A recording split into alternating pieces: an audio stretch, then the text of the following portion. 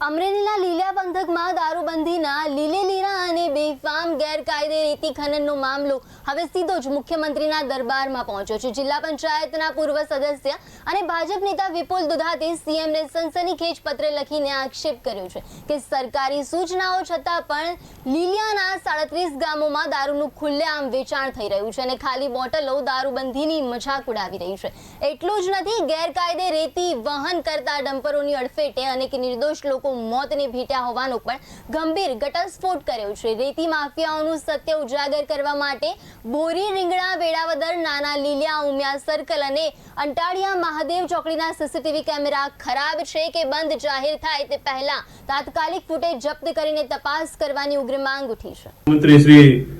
ભૂપેન્દ્રભાઈ પટેલ સાહેબ તથા ગૃહમંત્રી શ્રી અને નાયબ મુખ્યમંત્રી શ્રી હર્ષભાઈ સંઘવી સાહેબને અમરેલી જિલ્લાના લીલિયા તાલુકાની અંદર બેફામ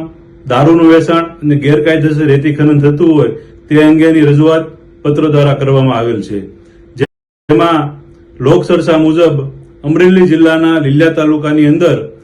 એસપી શ્રી સંજય ખરાતની રહેમ નજર હેઠળ જે દારૂનું બેફામ વેચાણ અને ગેરકાયદેસર રેતી ખનન થતું હોય તે ખૂબ જ નિંદનીય બાબત છે અને જે હકીકત તપાસવી હોય તો લીલિયા તાલુકાની અંદર જે પોલીસ દ્વારા અલગ અલગ ચોકડીઓ અને પોઈન્ટ ઉપર સીસીટીવી કેમેરા લગાવવામાં આવ્યા છે તેના ફૂટેજ તપાસવામાં આવે અને દારૂબંધી બાબતે જે લીલિયા તાલુકાના અલગ અલગ ગામમાં અને શહેરની અંદર જે ખાલી બોટલો અને કોથળીઓ દારૂની પડી છે તે દારૂબંધીની એક મજાક સમાન અને ગુજરાત સરકારને બદનામ કરવા માટે આ જિલ્લાના પોલીસ અધિક્ષક સંજય ખરા દ્વારા જે વારંવાર કડક સૂચનાઓ આપવામાં આવેલ છે એનું ક્યારેય પાલન કરવામાં આવેલ નથી।